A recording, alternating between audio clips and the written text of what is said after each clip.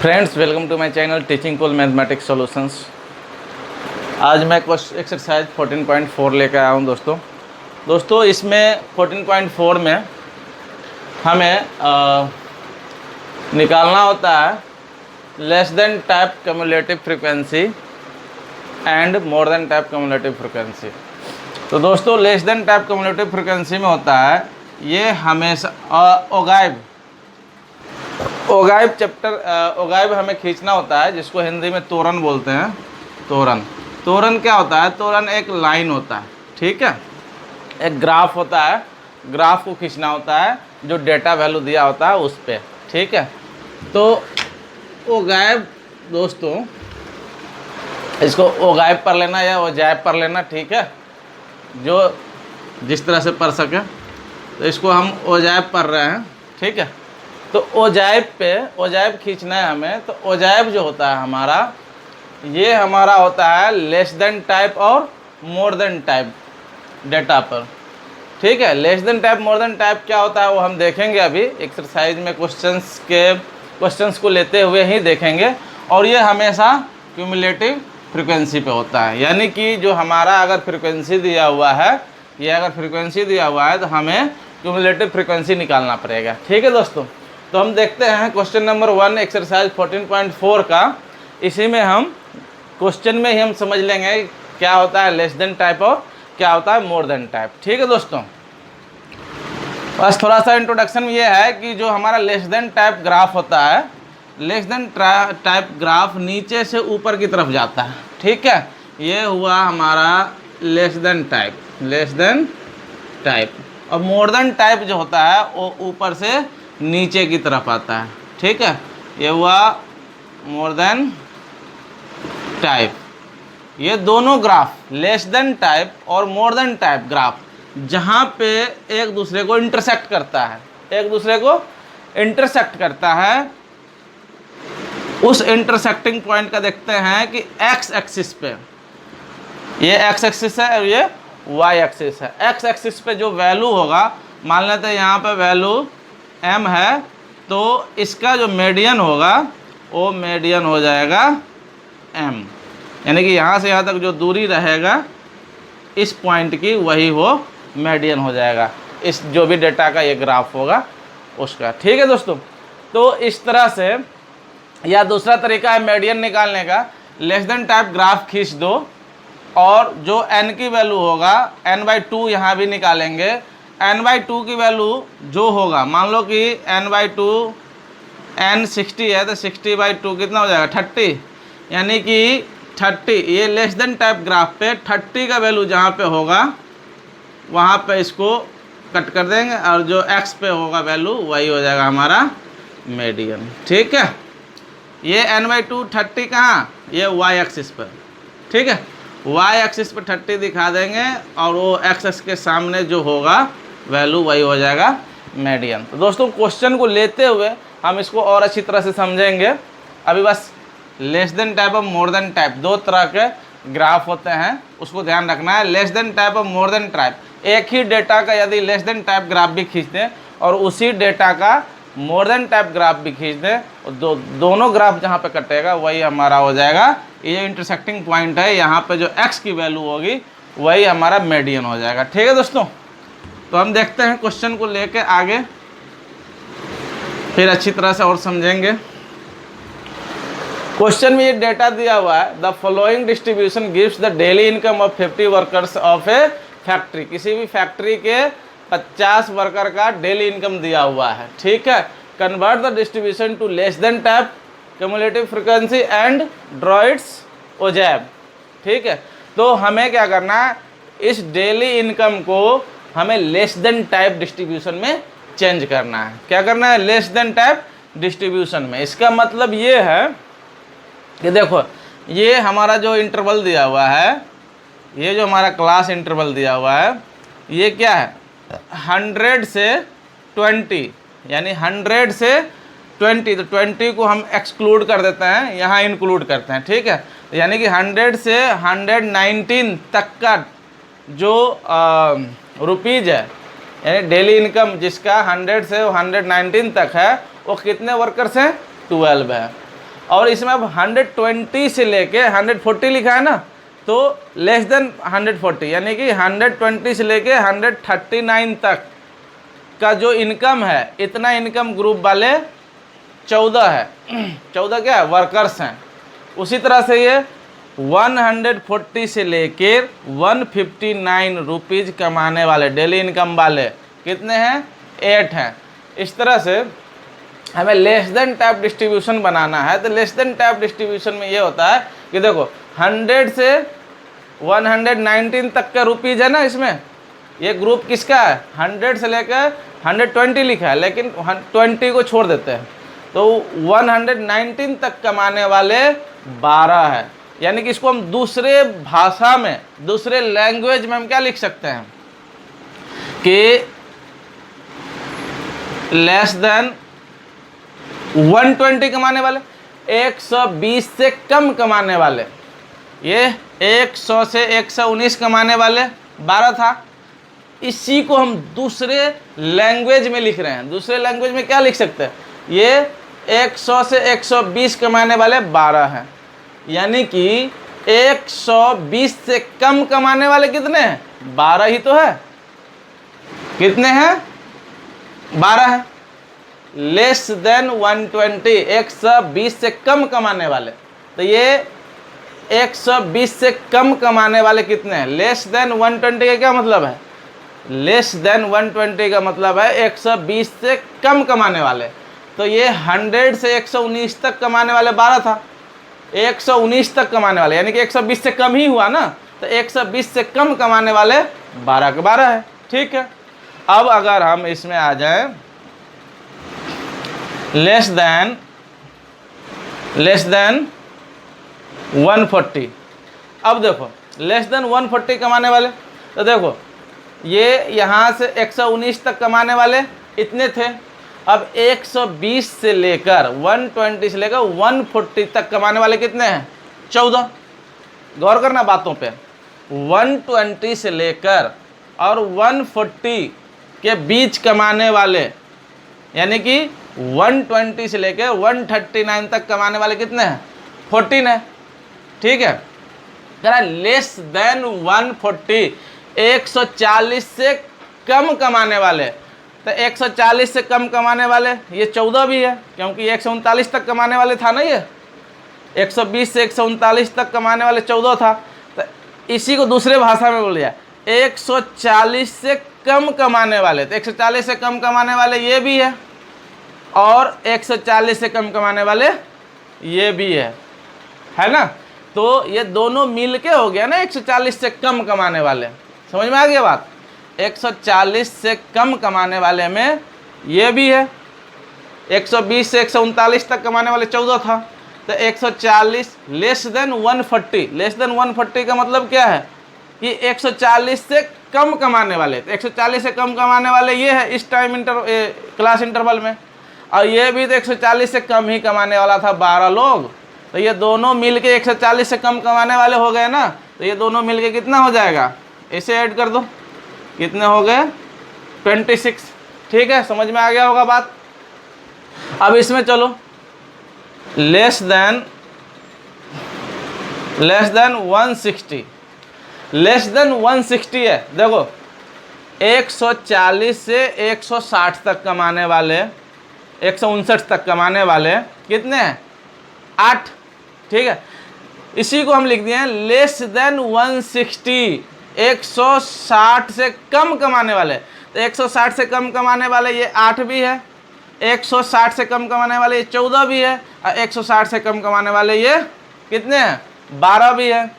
यानी कि टोटल आ जाएगा ना इसमें 160 से कम वाले ये सारे हैं, ये सब आ जाएगा ना 160 से कम वाले में, क्योंकि ये 139 तक था, ये 159 तक था, और ये 119 तक था।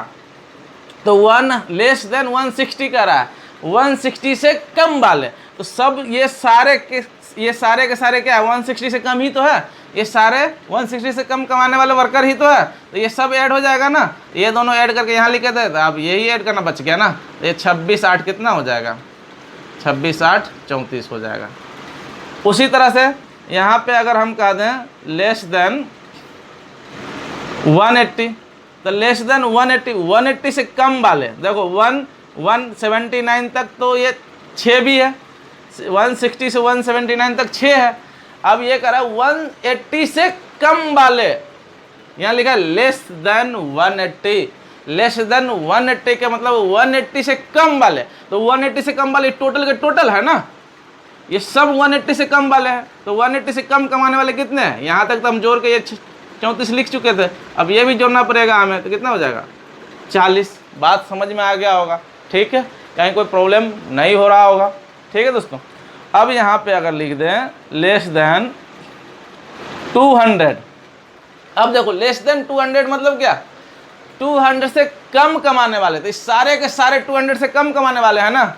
ये देखो 180 से 199 तक ये 10 भी आ गया, तो 100 से लेस देन 200 से कम कमाने वाले, 200 से कम कमाने वाले टोटल के टोटल है, ठीक है, ये टोटल के टोटल 200 से कम ही वाली तो है। ये देखो 180 तक है, 160 तक है, 150 तक, 120 तक, यानी कि ये सब के सब क्या है 200 से कम कमाने वाले हैं। तो यहाँ तक तो हम जोड़ लिए थे 40, अब इसमें ये ऐड कर दो, कितना हो गया 50, यानी कि टोटल कितने वर्कर्स हैं जो 200 से कम कमा रहे हैं, 50 वर्कर्स हैं, ठीक है। ये हमारा हो गया क्यूमुलेटिव फ्रीक्वेंसी, ठीक है।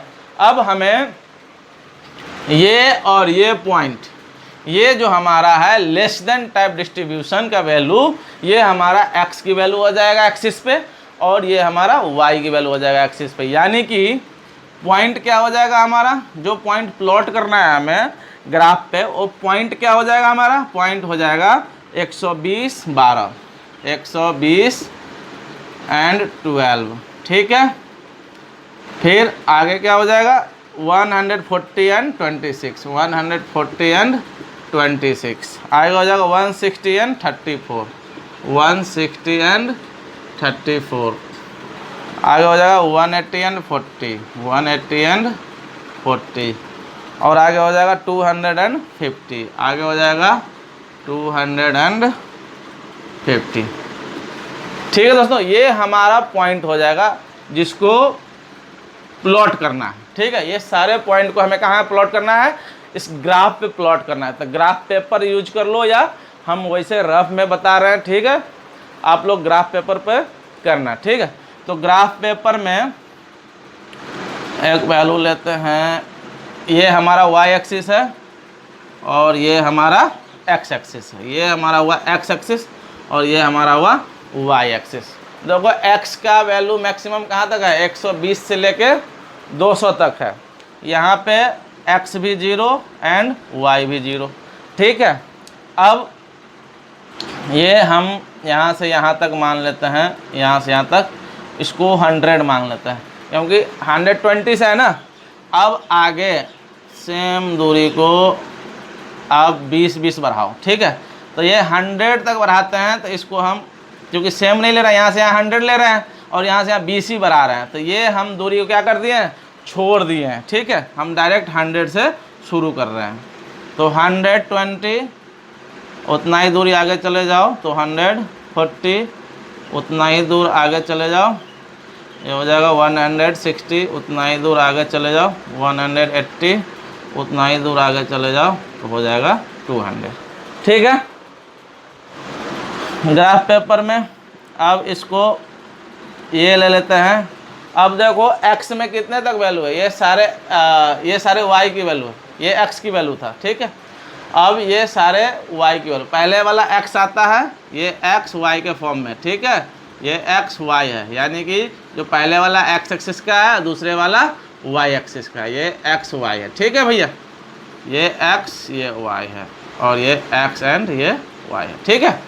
अब देखो y में कितने तक है, 12 से लेके मैक्सिमम कितने 50 तक है, यानी कि 10 से इसको 10 20 30 ऐसे चल सकते हैं, 10 20 30, सेम दूरी है कि नहीं, 40 50 60, इस तरह से आगे चले जाएंगे, ठीक है। अब देखो x में कह रहा है 120, तो y में कितने 12, x में 120, x में 120, तो y में कितने जाना है हमें 12, यानी कि ये हो जाएगा हमें 15, ये हो जाएगा 25, ये हो जाएगा हमें 35, ये 50 और 40 के बीच में कितना हो जाएगा 45, 50 और 60 के बीच में कितने हो जाएंगे 55, और 60 और 70 के बीच में ये कितने हो जाएंगे। चलो अब देखो 120 और 12, 120 और 12, 12 कहाँ हो जाएगा, ये देखो 10 है, 15 यहाँ पे है, तो लगभग 12 यहाँ हो जाएगा। ठीक है, तो ये 120 के सामने तक जाओ, ये हमारा हो जाएगा, ये पॉइंट जो है, ये पॉइंट देखो x में 120 के सामने है और y में कितने के सामने है लगभग 12 के, तो ये हो जाएगा 120 और 12 का पॉइंट। ठीक है भैया, समझ में आ रहा होगा दोस्तों, कहीं से कोई प्रॉब्लम नहीं होना चाहिए। अब दूसरा पॉइंट है 140 एंड 26, यानी कि x में 140 और y में कहाँ जाना है 26 पे, यानी कि y में ये 25 है, ये 25 है, तो 26 कहाँ होगा यहाँ, ये इसको आगे बढ़ाओ, x में 140 तक जाना है ना,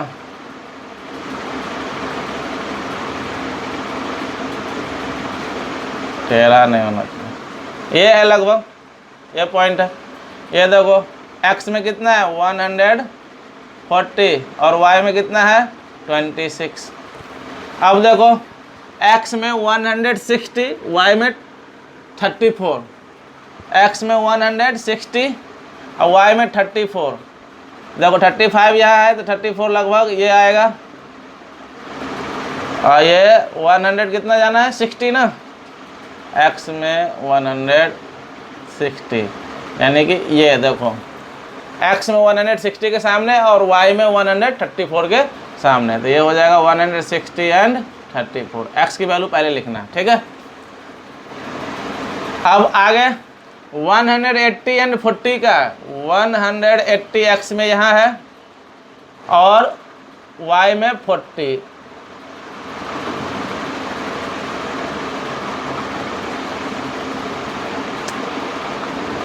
ठीक है, ये हो गया 180 x में और y में कितना है 40 का। ठीक है, अब x में 200 और y में 50 है, x में 200 और y में 50 है, तो y में 50 और x में 200, ये है ना, देखो y में 50 के सामने है और x में 200 के सामने, यानी कि 200 और 50 है।